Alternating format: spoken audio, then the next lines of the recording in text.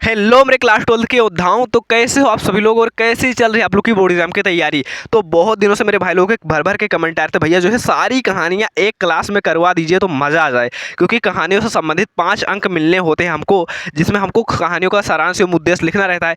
तो देखा जाए तो आपके बुक में 4 कहानियाँ हैं, तो आप सभी की भारी डिमांड पर हम चारों कहानियों का सारांश एवं उद्देश्य आज की इस क्लास में करवाने वाले हैं। पंचलाइट, बहादुर, ध्रुव यात्रा, लाठी, आपकी जितनी भी कहानियां हैं सारी कहानियां आज के इस वीडियो में समाप्त हो जाएंगी। सारी कहानियों का सारांश एवं उद्देश्य आज हम बहुत ही आसान भाषा में देखने वाले हैं। तो आप सभी लोग इस वीडियो में डेटा लेकर बैठना और पूरी क्लास को अंत तक जरूर देखना, एक भी कहानी मिस मत करना, क्योंकि सारी की सारी कहानी आपके बोर्ड एग्जाम के लिए बहुत ज़्यादा इंपॉर्टेंट है। चलिए शुरू करते हैं अपनी सबसे पहली कहानी से, जो कि है आपकी पंचलाइट।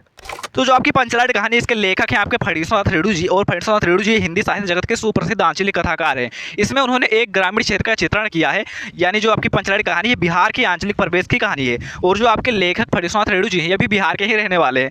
उसने जो है इस कहानी में क्या दिखाया है कि जो है देखो, आज भारत जो है हमारा विकासशील देशों की श्रेणी में गिना जाता है, लेकिन बहुत सारे ऐसे गांव हैं जो अभी बहुत ज़्यादा पिछड़े हुए हैं। और उनका एक उद्देश्य यह भी रहा है कि देखो, अगर व्यक्ति में 1000 दोष हो, उसके अंदर 1000 अवगुण हो, लेकिन उसके अंदर अगर टैलेंट है तो उसके सारे दोष सारे अवगुण जो है माफ हो जाते हैं। इन दो उद्देश्य को ध्यान में रखकर इस कहानी को लिखा गया है। तो चलिए समझते हैं इस कहानी का सारांश बहुत ही आसान शब्दों में। इससे आसान आपको कहीं नहीं मिलेगा, आपको 2 मिनट के अंदर आपको याद हो जाने वाला है, और कैसे लिखना है ये भी बताने वाले हैं आपको। तो देखो, जो आपका सारांश होता है इसमें आपको 80 वर्ड में इसको लिखना रहता है, पर मैं आपको बता दूं आप कम से कम 100 लिखने की कोशिश करो, क्योंकि 80 में आप लिखने की कोशिश करोगे बहुत सारे ऐसे स्टूडेंट्स होंगे जो 80 वर्ड को एक ही या आधे ही पेज में निपटा देंगे।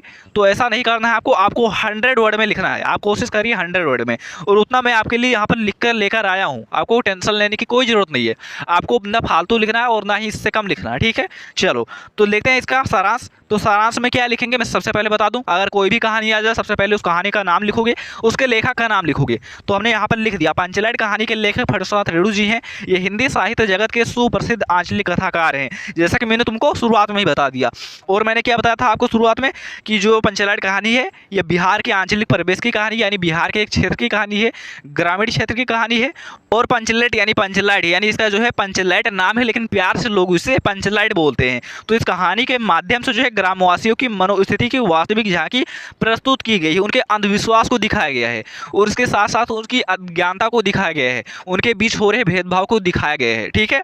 और क्या दिखाया गया है, और इस कहानी में यह दर्शाया गया है कि किस प्रकार आवश्यकता बड़े से बड़े अवगुण या निषेध अथवा रूढ़िगत संस्कार को अनावश्यक सिद्ध कर देती है। जैसा मैंने तुमको पहले बताया कि व्यक्ति में 1000 गुण हो, 1000 दोष हो, पर उसके अंदर अगर टैलेंट है, उसके अंदर कोई स्किल है, तो उसके सारे दोष सारे अवगुण माफ हो जाते हैं, उस पर पानी फिर जाता है। अगर उसके अंदर कोई टैलेंट है, उसके अंदर कोई कला है, ठीक है। और यही देखने वाले हैं आज की इस कहानी में, ठीक है। तो होता क्या है, इस कहानी का सारांश बहुत ही मज़ेदार है कि एक गांव होता है, और जो गांव है कई सारी टोली में बटा होता है, ब्राह्मण टोली, यादव टोली, उसी में से एक टोली होता है महातो टोली। तो उस समय होता क्या था, जिस टोली के पास जो है पंचलेट होता था उसे सम्मान की दृष्टि से देखा जाता था। तो महातो टोली के पास पंचलेट नहीं था, तो महातो टोली वाले क्या करते हैं, ये लोग जुर्माने के पैसे को इकट्ठा करते हैं और जो है रामनवमी के मेले से एक पंचलेट खरीद कर लाते हैं, ठीक है। तो चलिए समझते हैं, जब वो पंचलाइट खरीद कर लाते हैं तो होता क्या है, ठीक है। तो महातो टोली के लोग पंचलाइट खरीद तो लाते हैं, परंतु जलाना नहीं जानते हैं। यानी सभी लोग जो है महातो टोली के लोग जुर्माने के पैसे को इकट्ठा करके पंचलाइट खरीद लाते हैं, लेकिन जलाना किसी को नहीं आता। सभी लोग जो बच्चे हैं हुड़दंग करने लगते हैं, और औरतें जो है गीत गाने लगती हैं, सभी लोग देखने के लिए इकट्ठा हो जाते हैं, लेकिन किसी को जलाना नहीं आता। और जो है इस टोली के लिए यह अपमान की बात है। यानी अब दूसरी टोली के लोग उनका मजाक उड़ाते हैं, क्या बोलते हैं कि पंचलाइट के सामने 2-3 बार कान पकड़कर उठो बैठो, पंचलाइट जलने लगेगा, और जो है इस तरह मजाक उड़ाते हैं उनका। अब दूसरे टोली के आदमी से जलवाएंगे तो उनका तो अपमान होगा, है ना। तो इसलिए जो है वो दूसरी टोली के आदमी से कभी नहीं जलवाएंगे। यानी समस्या तो है भाई। और इस समस्या के समाधान के लिए मुनरी अपने प्रेमी गोधन, जिसका हुक्का पानी बंद है, उसके बारे में बताती है। गोधन कौन है, गोधन जो है गाँव का ही एक लड़का है ना। और एक गाँव की एक लड़की है मुनरी, वो उसको देखकर गाना गाता है, तुझे देखा तो ये जाना सनम, प्यार होता है दीवाना सनम। तो जो मुनरी की मम्मा है उस पर जो है पंचायत द्वारा प्रतिबंध लगवा दिया था। अब जो है आवश्यकता पड़ती है, क्यों पड़ती है, क्योंकि जो उसी को पंचलाइट जलाना आता है, पूरे गांव में किसी को आता ही नहीं।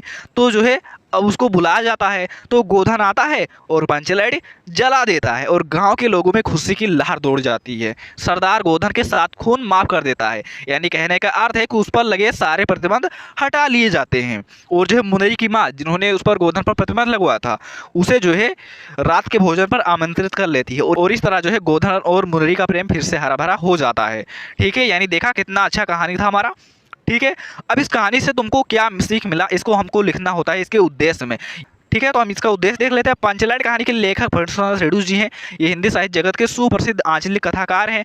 और जो हमारी पंचलाइट कहानी है, बिहार के आंचलिक परिवेश की कहानी है, यानी बिहार के एक ग्रामीण क्षेत्र की कहानी है। और इस कहानी के द्वारा रेणु जी ने ग्रामीण अंचल का वास्तविक चित्र खींचा है, ग्रामीण वासियों की रियल इमेज दिखाई है, उनकी मनोस्थिति की वास्तविक झांकी प्रस्तुत की है। ठीक है, गोधन के द्वारा पेट्रोमैक्स जला देने पर उसकी सारी गलतियां माफ कर दी जाती हैं और उस पर लगे सारे प्रतिबंध हट जाते हैं तथा उसे मनचाहा आचरण करने की भी छूट मिल जाती है। इससे तुमको क्या सीख मिलता है? इससे तुमको सीख मिलता है, यानी इससे स्पष्ट होता है कि आवश्यकता बड़े से बड़े रूढ़िगत संस्कार और परंपरा को व्यर्थ साबित कर देती है। और इसी केंद्रीय भाव के आधार पर इस कहानी के महत्वपूर्ण उद्देश्य को स्पष्ट किया गया है। आगे क्या है, इस प्रकार पंचलाइट जलाने की समस्या और उसके समाधान के माध्यम से कहानीकार ने ग्रामीण मनोविज्ञान का सजीव चित्र उपस्थित किया है। ग्रामवासी जात के आधार पर किस प्रकार टोली में विभक्त हो जाते हैं, किस प्रकार जो है वे आपस में ईर्षा द्वेष युक्त भाव से भरे रहते हैं, इसका बड़ा ही सजीव चित्रण इस कहानी में हुआ है। और रेणु जी ने यह भी दर्शाया है कि भौतिक विकास की या आधुनिक युग में जहाँ भारत इतना आगे बढ़ रहा है, भारतीय गाँव में कुछ जातियाँ कितने अधिक पिछड़े हुए हैं। यानी इस कहानी के माध्यम से रेणु जी ने अप्रत्यक्ष रूप से ग्रामीण सुधार की प्रेरणा भी दी है। ठीक है, यानी एक तीर से दो निशाना, यानी ये दो लाइन आप याद रख लो, इसको ही लिख देना, आपके नंबर नहीं घटेंगे। पहली लाइन की आवश्यकता बड़े से बड़े रूढ़िगत संस्कार और परंपरा को व्यर्थ साबित कर देती है ना। जैसे कि तुमने देखा ना, गोधन में बहुत सारे अंगूर थे, उसको देखकर गाना गाता था, लेकिन फिर भी जो है उसके अंदर टैलेंट था, तो उसे उसके सारे दोष जो है माफ़ कर दिए गए।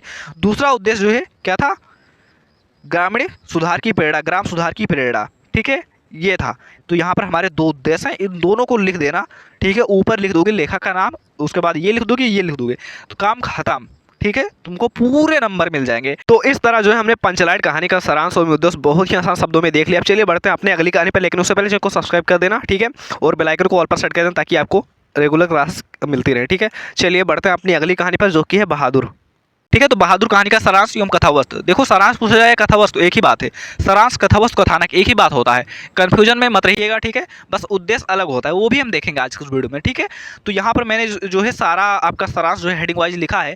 अगर आप हेडिंग वाइज लिखना चाहते हो तो आप लिख भी सकते हैं। ठीक है, इससे आपको आइडिया लग जाता है ना कौन सा घटनाक्रम किसके बाद है, बाकी कोई बड़ी बात है नहीं। ठीक है, तो सारांश देखिए। तो बहादुर कहानी जो है आपकी एक पहाड़ी नेपाली लड़के की कहानी है। ठीक है, तो दिल बहादुर, जिसका नाम है दिल बहादुर, तो दिल बहादुर 12-13 साल का पहाड़ी नेपाली लड़का है, जिसके पिता युद्ध में मारे गए हैं और माता गुस्सैल स्वभाव की है, उसे दिन भर मारती पीटती रहती है। और जो है माँ की मार के कारण वह भागकर एक मध्यम वर्गीय परिवार यानी एक मिडिल क्लास फैमिली में जो है नौकरी कर लेता है। ठीक है, और जहाँ की गृह स्वामिनी यानी जहाँ की जो जिस घर में नौकरी करता है वहाँ की जो मालकिन है निर्मला, वो बड़ी उदारता से उसका नाम जो है दिल बहादुर से केवल बहादुर कर देती हैं, यानी प्यार से उसका नाम शॉर्ट कर देती हैं, दिल बहादुर से बहादुर कर देती हैं। ठीक है, पर शुरुआत में उसे लोग बहुत ज़्यादा प्यार देते हैं, पर अंत में क्या होता है वो भी हम समझेंगे। ठीक है, बहादुर जो है एक ईमानदार एवं परिश्रमी लड़का है। ठीक है, इससे आपका चय चित्रण का भी काम हो जाएगा। चय चित्रण में भी अगर बहादुर का चय चित्रण पूछ लेगा तो वहाँ पर आप इसे लिख सकते हैं। ठीक है, तो इसको जो है ध्यान देकर समझिएगा। बहादुर एक ईमानदार एवं परिश्रमी लड़का है और पूरे घर की साफ सफाई के साथ साथ सभी सदस्यों की जरूरतों का भी ख्याल रखता है। उसके रहते सभी सदस्य कामचोर हो गए हैं, आलसी हो गए हैं और आरामतलबी हो गए हैं। हंसना और हंसाना उसकी आदत बन गई है, यानी वो कह सकते हैं बहुत ही हंसमुख मिजाज का वो लड़का है और सोते वक्त रात में अवश्य कोई ना कोई गाना गुनगुनाता रहता है। ठीक है, अब ये जो है इस कहानी की शुरुआत थी। ठीक है, कि जो है एक मिडिल क्लास फैमिली में नौकरी कर लेता है, वहाँ की गृह स्वामिनी उसका नाम दिल बहादुर से बहादुर कर देती है ना। सभी सदस्यों की ज़रूरतों का ख्याल रखता है, सबका जो है सेवा करता है आराम से और बहुत ही हंसमुख मिजाज का है। ठीक है, अब इसी में जो है निर्मला का जो सबसे बड़ा बेटा है किशोर, इसकी एंट्री होती है। तो होता क्या है, शान शौकत एवं रौब से रहने वाला किशोर जो है ये निर्मला का बड़ा लड़का है। ठीक है, और अपने सारे काम बहादुर को सौंप रखे हैं, जैसे कि जूते पॉलिश करना है ना, बैग साफ करना, साथ ही साथ साइकिल साफ करना, तो ये सारे काम उसने जो है बहादुर को सौंप रखे हैं। छोटी छोटी बात पर जो बहादुर को गाली देने से भी नहीं चूकता है, यानी उसे गाली भी दे देता है।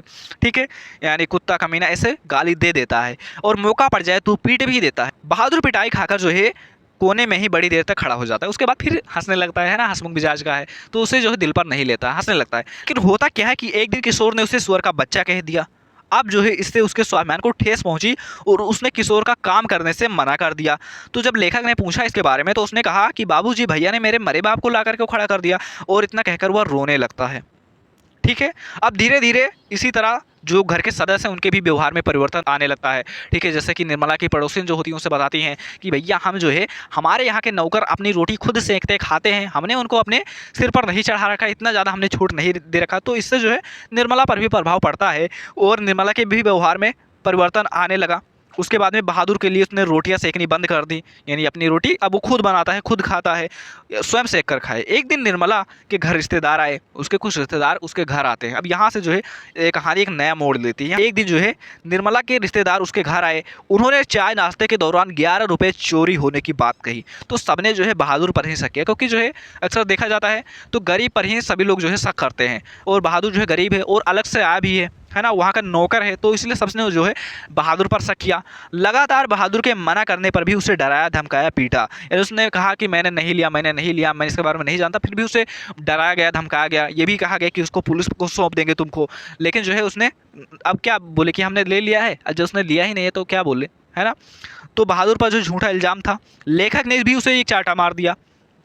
ठीक है, अब होता क्या है, इस घटना के बाद बहादुर जो है खिन्न रहने लगा, यानी कि बहुत ज़्यादा दुखी रहने लगा, और जो है सभी लोग उसे कुत्ते की तरह धुतकारने लगे, यानी कोई भी अब उसका रिस्पेक्ट नहीं करता था, है ना। और उसके साथ ही साथ वो अब समझ गया था कि घर वाले उसके प्रति उदार नहीं हैं। ठीक है, अब ऐसा होता ही है, अक्सर होता है कि अगर आप किसी स्थान पर रहते हैं, अगर 2-3 दिन रहेंगे आपका सम्मान होगा, लेकिन इसके बाद अगर महीने 2 महीने रहेंगे आप अपने किसी भी रिश्तेदार के यहाँ, तो उसके बाद वो खुद ताना मारने लगेंगे, है ना। तो इसी तरह बहादुर के साथ भी होता है, हालांकि वो नौकर है तो उसे तो और भी ताना मारेंगे, है ना।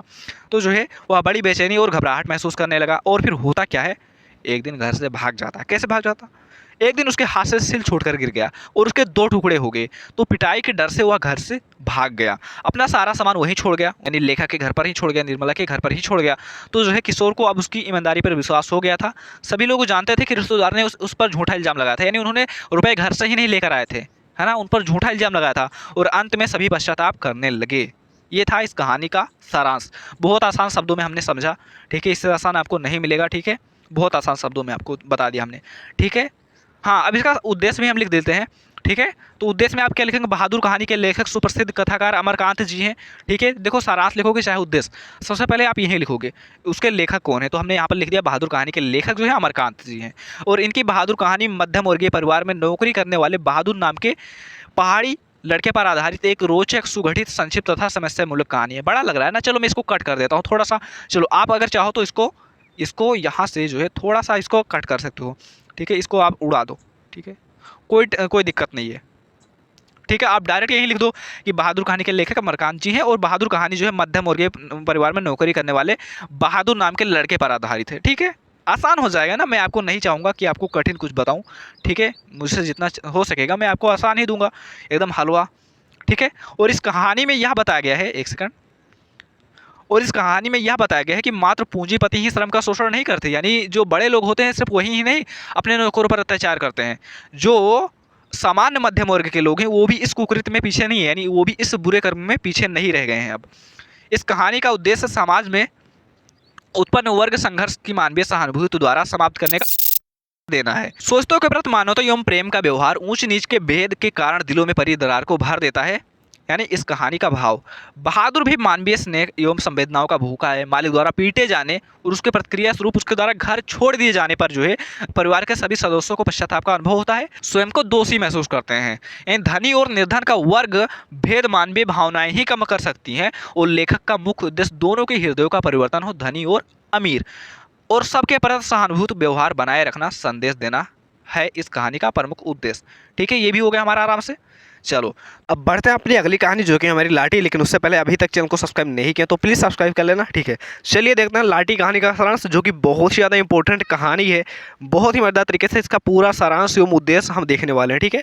तो शुरुआत करते हैं अपनी इस लाठी कहानी की, लेकिन उससे पहले अगर आप चैनल पर नए हैं तो प्लीज़ सब्सक्राइब कर लेना अगर आप अपने बोर्ड एग्जाम में अच्छा नंबर लाना चाहते हो तो, क्योंकि इस तरह की बेहतर क्लासेस इस चैनल पर हमेशा आती रहती हैं। और आपको फ्री में नोट्स और पीडीएफ चाहिए, इस क्लास का पूरा नोट्स और पीडीएफ चाहिए, तो आप सभी लोग हमारे टेलीग्राम चैनल और व्हाट्सएप ग्रुप से जुड़ जाइए। आपको लिंक जो है डिस्क्रिप्शन में मिल जाएगा, जाकर प्लीज़ ज्वाइन कर लेना।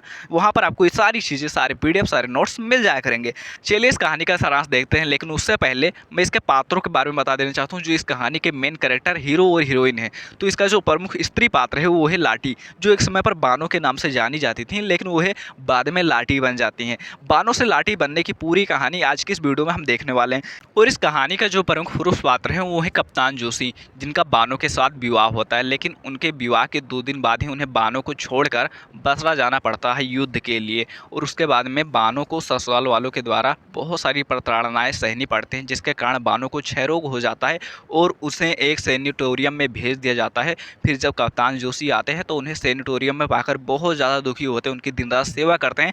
चलिए देखते हैं कहानी का सारांश, वरना पहले ही बता देंगे तो मज़ा कैसे आएगा, है ना। तो हेडिंग डालेंगे लाटी कहानी का सारांश। उसके बाद में देखो, सबसे पहले आप कोई भी कहानी लिखते हैं, कोई भी कहानी का सारांश लिखते हैं, तो सबसे पहले आपको उसके लेखक को लेखक का नाम लिखना जरूरी है, अनिवार्य है। तो सबसे पहली लाइन में आप क्या लिखेंगे कि लाटी कहानी प्रसिद्ध कहानीकार शिवानी द्वारा रचित एक बहुत ही सुंदर कहानी है। उन्होंने इस कहानी में पहाड़ी रंग दिखाया है। काठ गोदाम से कुछ ही मील दूर एक ऊंचे पहाड़ पर गोठिया का सैनिटोरियम था, जहां पर बानो का इलाज चल रहा था। मतलब सैनिटोरियम वो जगह होती है जहां पर जो है मरीजों को लंबे समय के लिए रखा जाता है। तो वहीं पर सैनिटोरियम में उनको रखा गया था बानो को, जिसका नाम उस समय भवाली से भी अधिक था। वहीं 3 नंबर के बंगले में कप्तान जोशी अपनी बीमार पत्नी का इलाज कराने आकर ठहरे हुए थे। मैंने आपको बताया कि जब वह ससुराल वालों की प्रताड़नाएं सहती हैं तब वह जो है क्षय रोग से पीड़ित हो जाती हैं, फिर वह उन्हें जो है सैनिटोरियम में भेज दिया जाता है। कप्तान जोशी आते हैं, देखकर दुखी होते हैं और फिर दिन रात उनकी सेवा करते हैं, ठीक है। अपनी बीमार पत्नी का इलाज कराने के लिए वहाँ पर ठहरे हुए थे उस बंगले में। उनकी पत्नी का नाम बानो था। उसका विवाह 14 वर्ष की आयु में ही कैप्टन जोशी के साथ हो गया था। जब वो 14 साल की थी तभी उसका विवाह हो गया था। और जो है वह अपनी पत्नी से बहुत प्यार करते। पहले क्या होता था, पहले उन्होंने सोचा पता नहीं कैसी लड़की होगी, मैं तो कप्तान हूँ, और उन्होंने पता नहीं किस छोटी बच्ची से विवाह करवा दिया। पर उसकी जो है आचरण को देखकर, उसके प्यार को देखकर, उसकी चंचलता को देखकर उन्हें भी उससे प्रेम हो जाता है, बहुत ज़्यादा प्यार करते हैं उससे।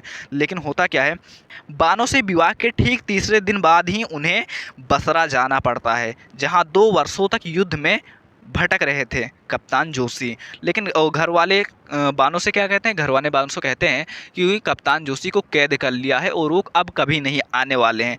और जो है 2 वर्षों तक बानो के ऊपर ससुराल वालों ने बहुत जुल्म ढाए, उन्होंने बहुत सारी प्रताड़नाएं सही और बहुत सारी ननदें भी थी उनकी, जिनके ताने सहे।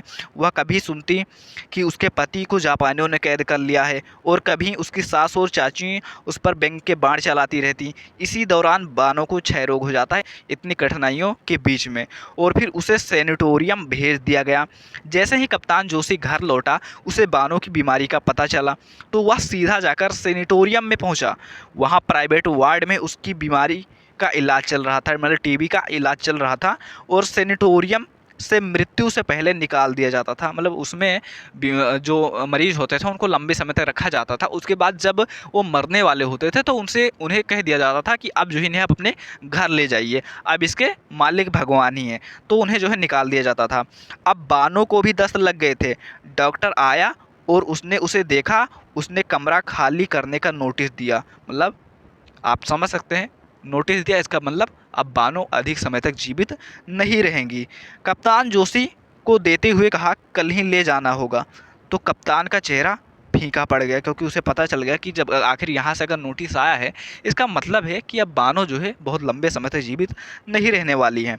रात को वह बानो के सामने आया और कहा कि हमें और कहीं जाना होगा, मतलब हम कहीं और शिफ्ट हो जाते हैं, क्योंकि उसे नहीं बताना चाहता था कि तुम्हारी मृत्यु जो है नज़दीक आ गई है। तो इसलिए उन्हें कहते हैं सैनिटोरियम अच्छा नहीं है, हम जो है कहीं अलग शिफ्ट हो जाते हैं। और बानो यह समझ गई थी कि नोटिस मिल गया है, और नोटिस मिलने का कारण अब उसकी मृत्यु होने वाली है। तो सुबह कप्तान उठा, उसने सोचा बानो बाथरूम गई होगी, क्योंकि वहाँ पर नहीं थी, बेड पर नहीं थी, तो उन्हें सोचा बानो बाथरूम गई होगी। लेकिन जब वह नहीं लौटी तब वह भागकर मरीजों तक गया, मतलब एक कमरे से दूसरे कमरे में ऐसे ढूंढने लगा। लेकिन उसके बाद फिर डॉक्टर आया और नर्स आई, चौकीदार आया, लेकिन बानो नहीं आई। दूसरे दिन रथी घाट पर उसकी साड़ी मिली, मतलब एक नदी के किनारे उसकी साड़ी मिली, बानो की साड़ी मिली। तो कप्तान जोशी को यकीन हो गया था कि बानो ने ही पानी में डूबकर आत्महत्या कर ली है। अब उसे यकीन हो गया था कि बानो जो है मर गई होगी, क्योंकि उसकी साड़ी नदी के किनारे उसको पड़ी हुई मिलती है। शोक में पागल कप्तान साड़ी को छाती से चिपकाए फिरता रहा। अब उसे जो है दिन रात याद करता था। लेकिन होता क्या है, इस कहानी के बाद में उसका दूसरे के साथ विवाह हो जाता है और उसके बाद में वह जब एक जगह घूमने जाता है, एक चाय की दुकान पर बानो को दोबारा देखता है, लेकिन उस समय उसका नाम होता है लाटी। अब उस समय उसका विवाह हो चुका है, उसके बच्चे भी हैं, तो अब वह उसे स्वीकार भी नहीं कर सकता और बानो की याददाश्त भी जा चुकी थी। और यहीं इस पर इस कहानी का सारांश खत्म होता है। ठीक है, बहुत ही आसान शब्दों में हमने इसका पूरा सारांश बता दिया। आप जो है नोट कर सकते हैं। इसका पूरा पीडीएफ आपको हमारे टेलीग्राम चैनल पर देखने को मिल जाएगा। और साथ ही साथ इसी के साथ आपकी क्लास 12 की एग्जाम में जितनी भी कहानियां आनी थी सारे हमने करा दिए हैं। एक कहानी आपकी रह गई ध्रुव यात्रा, जो कि मैं ऑलरेडी करा चुका हूं। आपको लिंक जो है डिस्क्रिप्शन में मिल जाएगी। साथ ही साथ आपको क्लास 12 हिंदी की पूरी प्लेलिस्ट का लिंक जो है डिस्क्रिप्शन में मिल जाएगा, जाकर आप चेक कर लेना, वरना जो है चैनल से देख लेना। जितनी भी क्लास आपकी छूट गई है वहाँ से रिकवर कर लेना। अब एक क्लास लाने वाले हैं जिसमें हम आपके क्लास 12 संस्कृत के सारे चैप्टर करवा देंगे। तो आप सभी लोग उस क्लास को देखने के लिए बस कुछ नहीं करना, बस बेल आइकन को ऑल पर सेट करके रखना। जब क्लास आएगी तो आपको पता चल जाएगा। ठीक है, और सभी लोग जाकर टेलीग्राम चैनल को जरूर ज्वाइन कर लेना, वहाँ पर आपको सारे नोट्स और पीडीएफ मिल जाएंगे। तो सभी लोग सब्सक्राइब कर लीजिए और देखते रहिए अपना पसंदीदा चैनल ज्ञानोदय कोचिंग क्लास। धन्यवाद।